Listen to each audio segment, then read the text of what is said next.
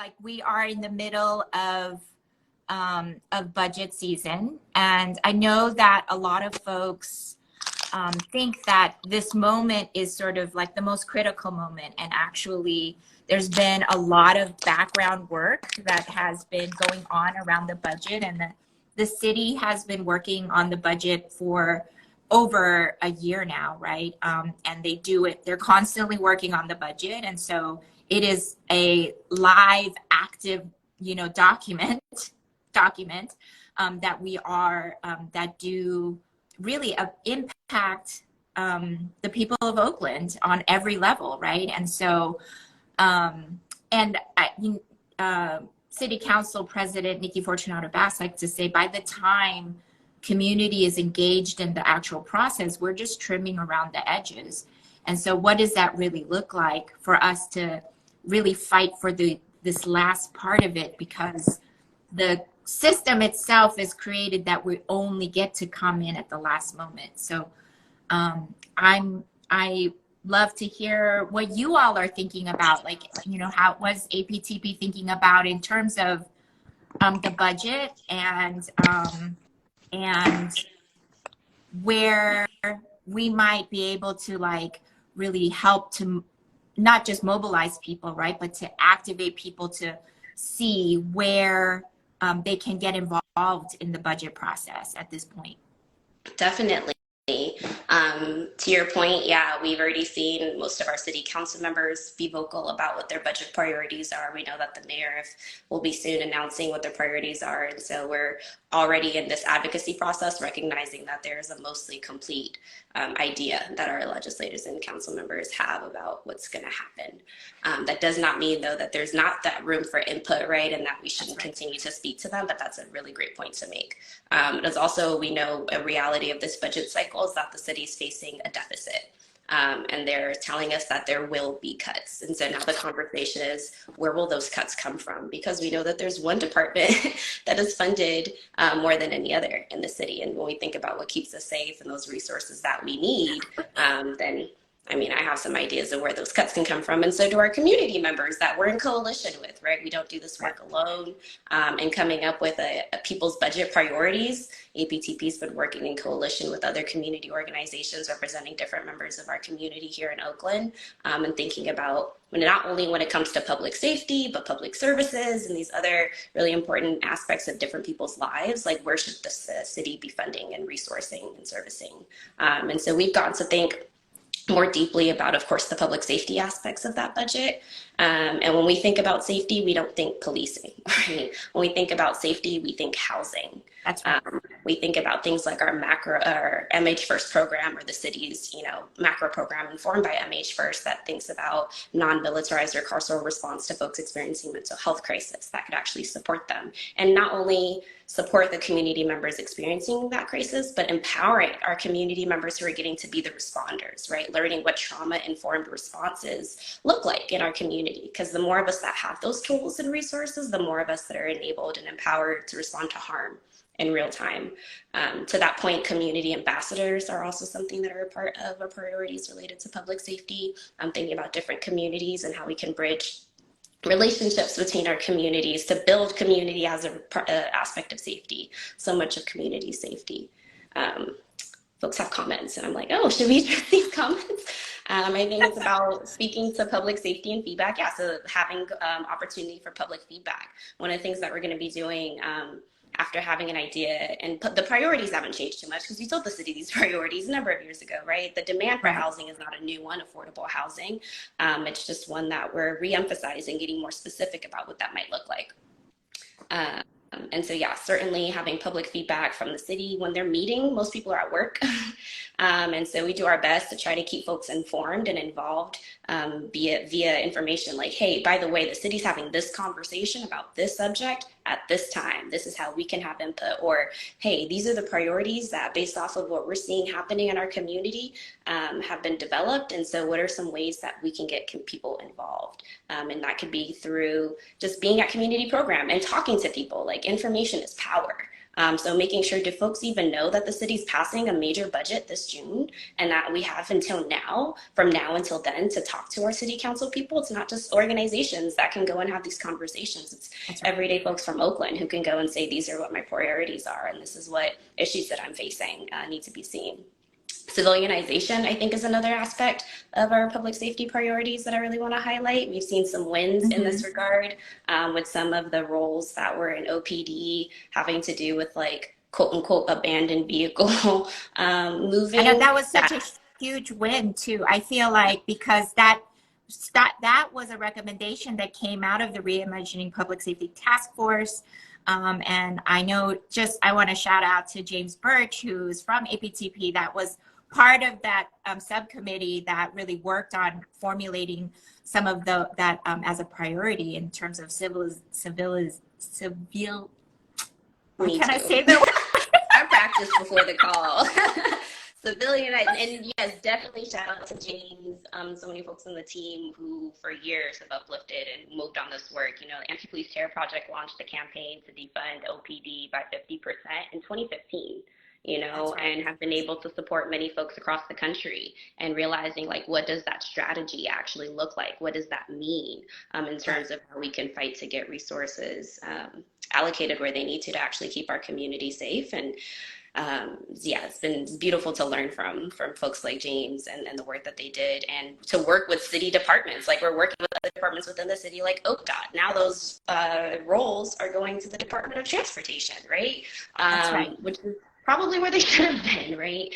Continuing to actually work what with that. They were before. I think it was before at some point, right? And then OPD was like, no, this is our work, and then just in order for them to just eat up and continue to eat up our city budget, right? Like, that was one of the moves that they made, and they did it in so many other ways, right? Like, parking is part of that. Yeah. And it's like wild to me, like how much they think they're supposed to be doing, but they don't actually do, and don't do well, or don't do at all, in fact. And they just continue to rack up a budget that is still about 50% of our general fund budget, right? Yeah.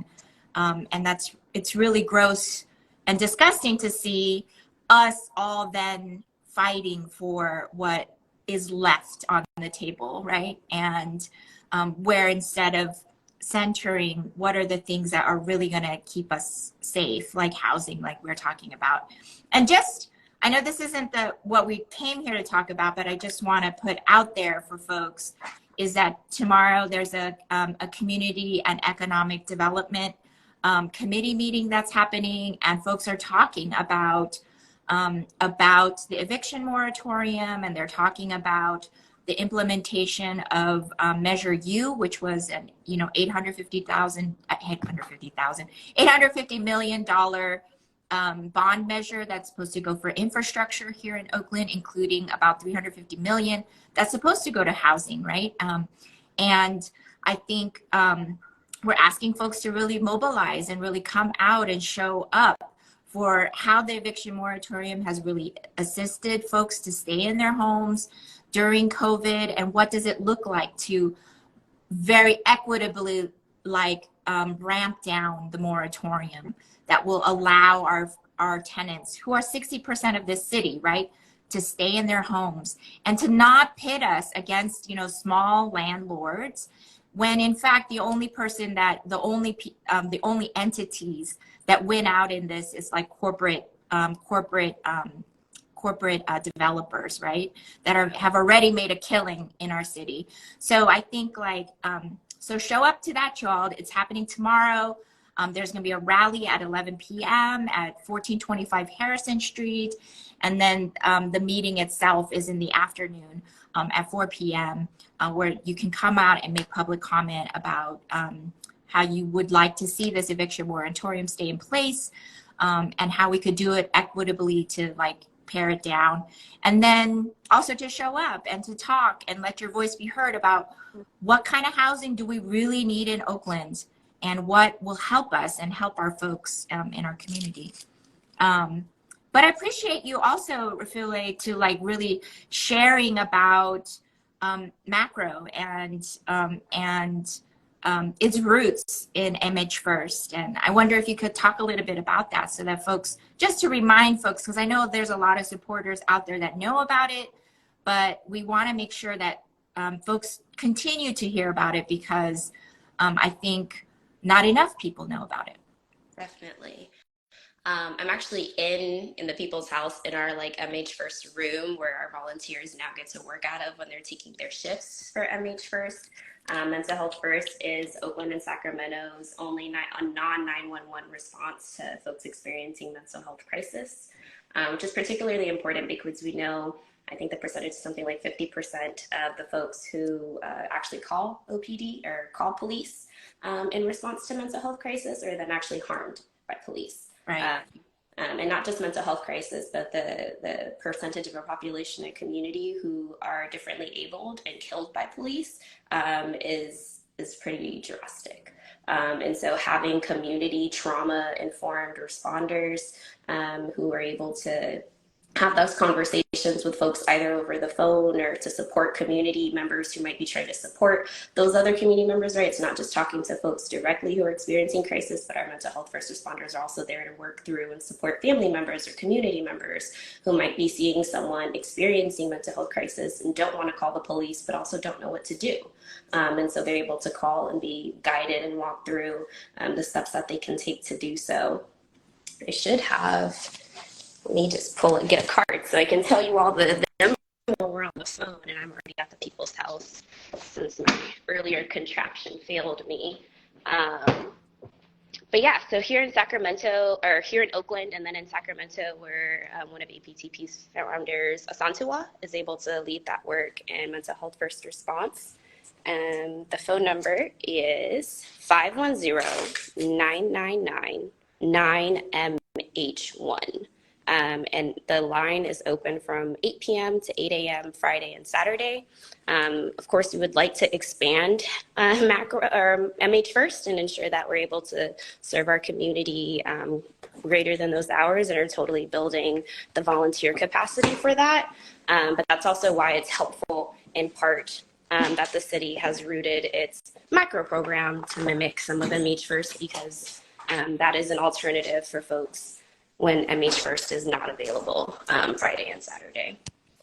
Yeah, and that's so important, right? I think that, you know, cops are not trained to be mental health workers in order to, you know, like, not that I think that the current model for mental health is the best in all its ways, but I know that it's the response and being able to respond with both a trauma-informed and a resiliency-informed model, right, of care for community is important. And it's also super important because it's not, what I love about MH First is that it doesn't just think about it as like, oh, it's the individual's issue, right?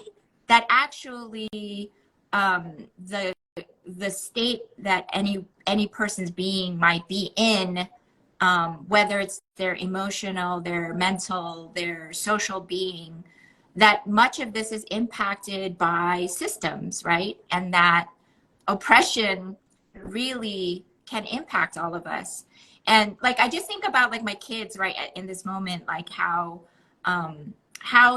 they already, they talk about how at school they have a, you know, a mass shooting like response for themselves. Like they're like, I have a plan of escape for me, you know, or they talk about how, you know, the future of because of climate changes, right, and climate crisis, like what that means for them, like that they are under this type of level of stress. And then I know that there are so many more acute things, right, where like folks, particularly, we don't want folks to, you know, particularly Black and brown folks who have to interact with police on the daily, and what that type of stress means, and like what it means to like be unhoused and to be housing insecure, and like that level of stress. Like I remember when I was getting evicted with no cause by my previous landlord, and the level of anxiety that I had with finding a new place, with like dealing with my asshole landlord, right? Like, what does that look like and what does that mean for me? You know, I think like the stress of that is incredible. And, you know, what, to be able to know, like to have someone call MH First and talk to somebody that understands that analysis rather than like coming from a place that there's something wrong with you, you're sick, so let me just take care of you, when it's like actually the affirmation that we really need is that the system that we're working under is, or living under, right, is just the conditions are horrible. Absolutely. Things are not okay. And so many of us are not okay as a result, and have been made to kind of deal with the gaslighting of like, why aren't you okay? Things are okay. So That's the right word for it, the gaslighting. Do you want to hear a joke, actually? I do. Have you heard the one about gaslighting? No. Yes, you have. Oh.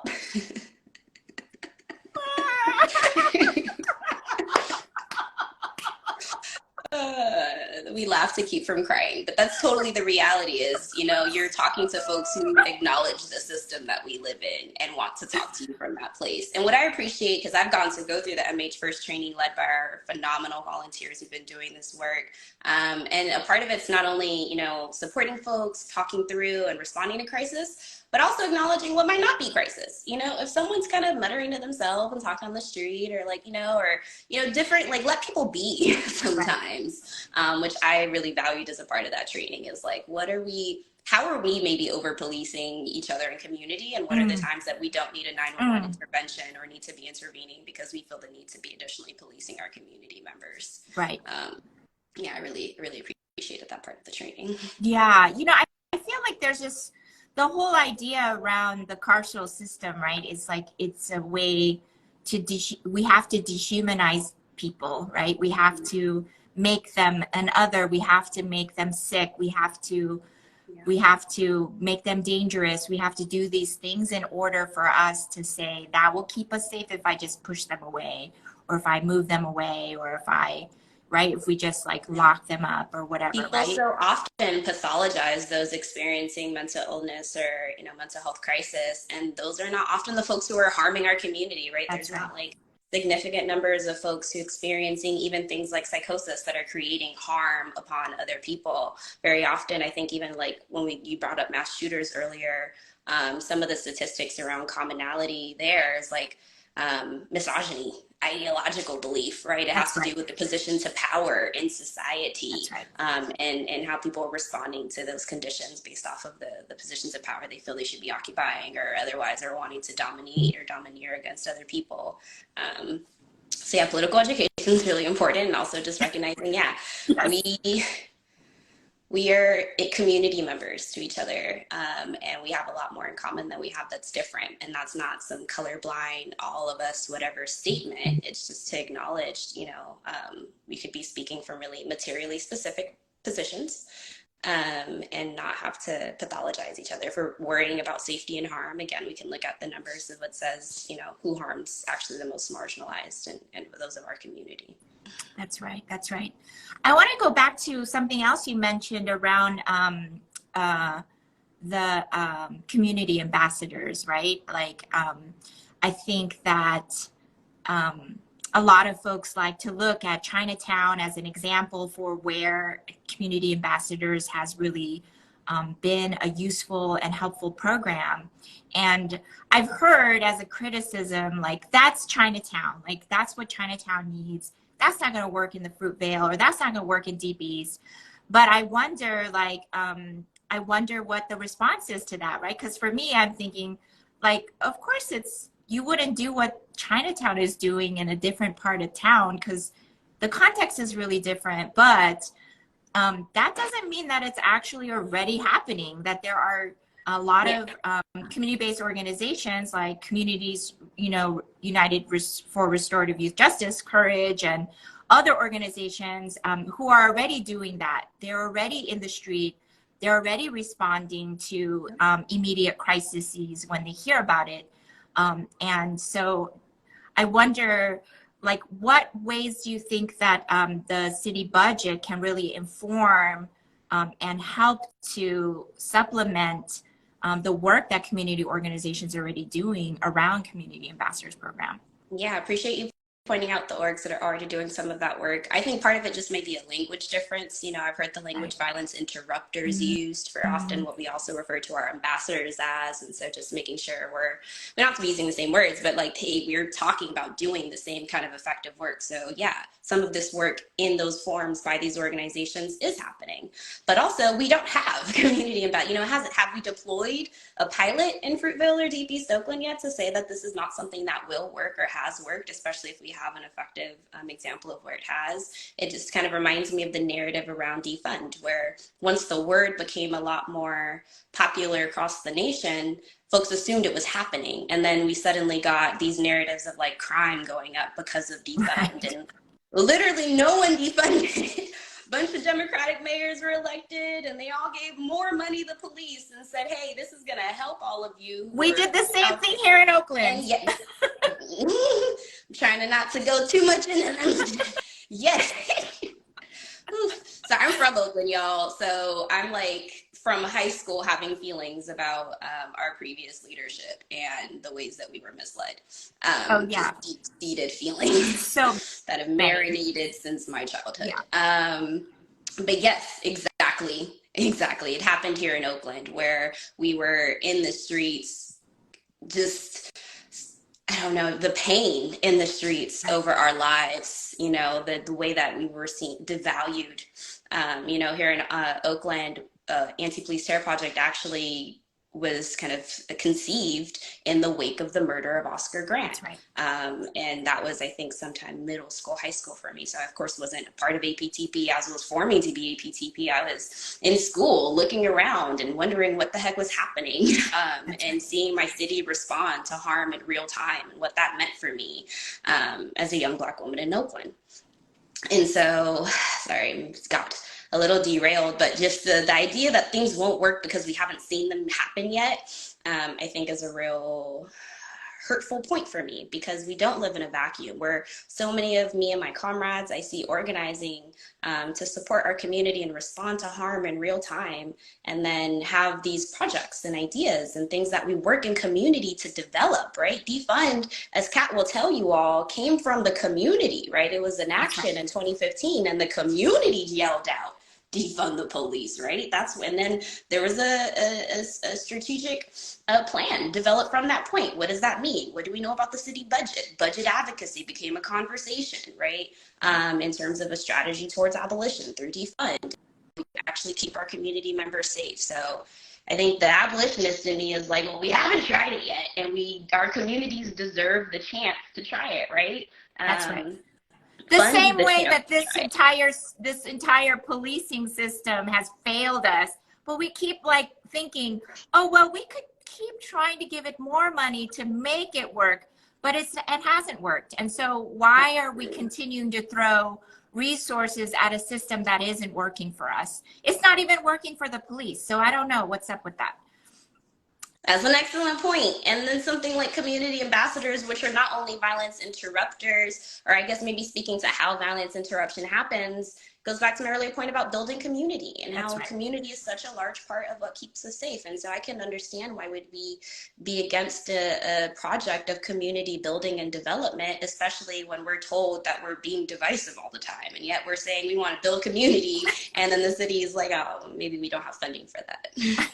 Right. And I see in the chat, someone said, make it make sense. I can't make it make sense because it's ridiculous to me. It's ridiculous to all of us. And Refilwe, I want to say, yes, we will outright say that the previous mayor, Libby Schaaf, was one of the worst mayors that we could have had in Oakland. We have seen an increase in crime. We have seen an increase in unhoused. We have seen a gluttony of overpriced at market rate housing that is vacant in Oakland, right? When what we needed was actually more affordable housing. We needed policy that would help us to preserve the housing stock that we did have, right? For that was affordable for folks to be able to live. That we have seen a city that defunded, I'm going to say defunded public works and continue to defund arts and culture. And so, yes, I'm going to put it on Libby Schaaf, because Libby Schaaf is part of that juggernaut of a neoliberal system that continued to defund our community services and saw this city go from when I grew up here, you know, like watching the city just continue to deteriorate over the last 8 years at the pace that it happened. I know the other previous mayors, you know, Jerry Brown and all of those other guys, right? All those other white dudes, like they came in and continued, they created systems that allowed Libby Schaaf to do what she was able to do. And so we now have an opportunity to make a different choice with the, you know, progressive folks that we do have in office now. Like, what does that look like? And so I wonder, the People's Budget Coalition, folks who are coming together, formally, I think known as Refund Coalition, right? I've really come together. I really appreciate you bringing that up, and like, and the work, it's a collective work. It's not like Oakland Rising on our own or APTP on your own, like advocating for those things, but like as a coalition, how are we really coming together and building a voice to demand? And what are some ways that folks can get involved? I think where we want to make sure that folks are showing up and really getting their voice heard too. Definitely. I think one, tapping into the organizations that are at some of these tables you're talking about refund. So if you're on this live, you're already, you know, taking that step necessary in following Oakland Rising and Anti-Police Terror Project, because as more immediate calls to action come up, I think that you'll get to see them on listservs and on social media. Hey, we're all going to be at the city council meeting. I don't have it in front of me, but I know there's an upcoming Oakland City Council meeting, I think next week. And just taking any public forum opportunities, which we do really well in Oakland. Like there was some really long meetings, I think, related to not just the city council, but also the Oakland Unified School District, seeing the way that folks like Bob lead and making sure that when there's opportunity for public comment and for folks to speak on different issues, that we take those opportunities. And so I would look to that next city council meeting, and then if there's particular talking points or calls to action from those organizations, to track them. We here at Anti-Police Terror Project are having a community healing portal. I know you're like, budget healing, it is related. We're having a healing portal is it this weekend? It is this weekend, the 15th, Saturday the 15th, here at the People's House, 893 Willow Street in West Oakland. And we're going to be talking to the community members that come to that healing portal about the people's budget, about what's going on. I think right now we're definitely in like a community awareness phase of things, and making sure that everyone knows what's happening with the budget, what's going on, and are working with our community partners who also have different programs and events that are community facing to be able to educate and let folks know. I imagine there's going to be a petition launch soon, so folks should look out for that in terms of ways that you can sign your name on to make sure that folks know that the community is behind these different responses and will show up to demand it, because power concedes nothing without demand. Say that again. Say that again. Power concedes nothing without demand, right? So we're not just asking. There's conversations happening, I think, which is why I'm not like, go here tomorrow, right now, is because, hey, we're not being reactionary. So a lot of folks have actually already been in conversation with city council members and the mayor, meeting with their staff, presenting different information. The powerful thing about being in coalition is we can do things like budget analysis, right? So we're having conversations where we're like, look at the numbers, because we did. And this is how this should actually go and shake out in order to resource our community.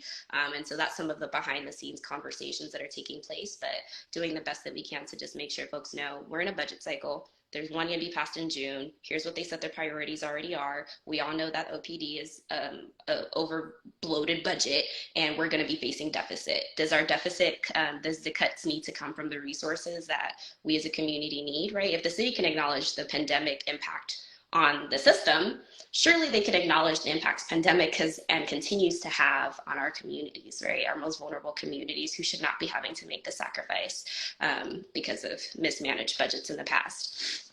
particularly one that continues to feed into a department that does not feed into or give like life affirming resources or support to our community. So I think talk to your friends, talk to your neighbors, talk to your community members, make sure that they're aware and informed, to follow APTP and Oakland Rising and other coalition members, to hear some of those calls to action. And to show up to the portal, the people's house, and get some healing, because Right. I would like for, you know, all of my calls to action or conversations with community not just be like, go to this thing and get riled up, because yeah, there's rage and and that's necessary, that escalation and mobilization too, right? But to our early, how we opened, right? You were like, how are we nourishing ourselves? And I think it's important that we can just be in community to have some of these conversations. Which is why I also uplifted the portals, like, come get loved on and have a conversation about what your resources are in the community. And then I'll tell you about the We Ride at Dawn moment, you know? Right. I will, you know, so just so folks know, we don't know what the budget is going to look like right at this moment, because the process is that the mayor of Oakland on May 1st is supposed to release their version of the budget, their proposed budget. And this is informed by each of the departments in the city of Oakland, within City Hall, right? The administration. They then use sort of this race and equity model, but they also don't know how to do that very well, so they're still learning how to do it. And so we don't know. We have heard from Mayor Tao like what her priorities were during her campaign, and then between her being inaugurated and now, what her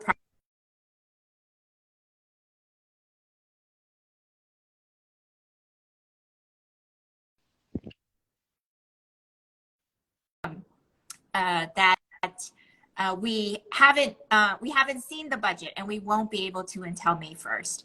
And so once that happens, though, you can still call your city council member. So find out who your city council member is. If you don't know, call them up and email them. Put it into public record what it is that you want to see happen in your budget.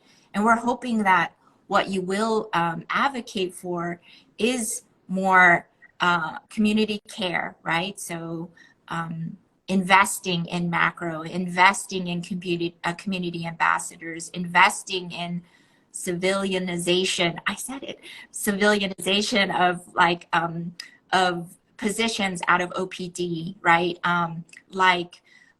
Being able to ensure that we have enough housing for affordable housing for our folks here in Oakland, that we're taking care of our unhoused neighbors. All of those things are really important to all of us. And so ensuring that you're getting that heard over the needs of, because y'all, if we're not talking about it, we're pushing up against corporations who are also meeting with our city council members, our developers, and our real estate associations, and our Chamber of Commerce, who are really looking out for this capitalist system, right? That they're showing up, they're calling our people. So we need to be doing the same, but in larger force, in the spirit of the People's Power movement that came out of the Philippines, y'all, like for us to really show up and really have our voices heard in those spaces. So after the mayor's budget is released, she will be doing some town halls. So you could show up to those town halls. They should be happening across the city. And your city council members are also all doing forums about that as well. So in your district specific. So get there, show up, let them know that you want to see more services that we all talked about here, that Refilwe really helped us to hear about too. And so next steps, show up, connect with Oakland Rising, connect with APTP, connect with Oakland Progressive Alliance, and all the organizations that are part of the People's Real People's Budget Coalition, and all of those folks. Where can they follow you all? Where can they follow APTP? Yeah, we're going live together, so hopefully you can see it, but it's at Anti-Police Terror Project. You can also, and that's on Instagram. I would also check out the APTP website, antipoliceterrorproject.org, because there, under particularly the resources tab, you can see some of the work that you also referenced from 2021, that budget cycle, right? When there was a whole coalition that gave recommendations, a task force that gave the recommendations to the city, a part of which, by the way, was to like relaunch that task force to revisit now, right? So there are so many recommendations that actually have yet to be implemented, though we're seeing some, like a fully funded macro, right? It was a part of that, and we'd like to continue to enforce or emphasize some of the recommendations that were already made by previous coalition. In addition to the People's Budget Coalition and OPA folks, we've reconvened the Defund coalitions, particularly thinking, you know, through this budget cycle and beyond, what does it mean to continue the work of defunding OPD? So check out the APTP Instagram at Anti-Police Terror Project, and then also the website antipoliceterrorproject.org under the resources, where you can see those past recommendations and also some of our toolkits that I referred to in terms of how we can teach each other to respond to harm in our communities. And show up to the People's House in West Oakland. What's the address? What's the address? So 893 Willow Street. We have a healing portal this Saturday. So many wonderful healing practitioners throughout the Bay Area are going to come to give you different modalities of healing, and just be in community. So, and you'll have a cup of tea with me. I'll be here for sure. But yes, please definitely just come through and be in community with us. And we'll come to you too. You know, if you have something going on in your community and you want us to be able to either give you more information so that you can speak on these issues, or if you'd like to invite us out, then definitely do that. Thank you so much, Refilwe. I am so excited that you joined APTP. You're amazing. Love the energy that you bring, and just like I could feel the love that you have for Oakland. I feel the love that you have for your people. I really love the work that you're doing there. I love the work that APTP has really done, and leading the conversation around defund the police and what that means for Oakland, for this country, for this state, and what that really means for our people. And not only thinking about like, oh, let's just tear down this system, but like, let's create it right now. Yes. And actively create the revolution in this moment. Is how do we care for each other? Because the system ain't caring for us. So really appreciate all the work that you all are doing. You can follow us at Oakland Rising. If you're here, you obviously know that, but you can go to oaklandrising.org. We would love for you to continue to support our work. It costs us money, y'all. And anything that you might be able to offer in that support, it would be great. And we'll see you in these streets. Yes. So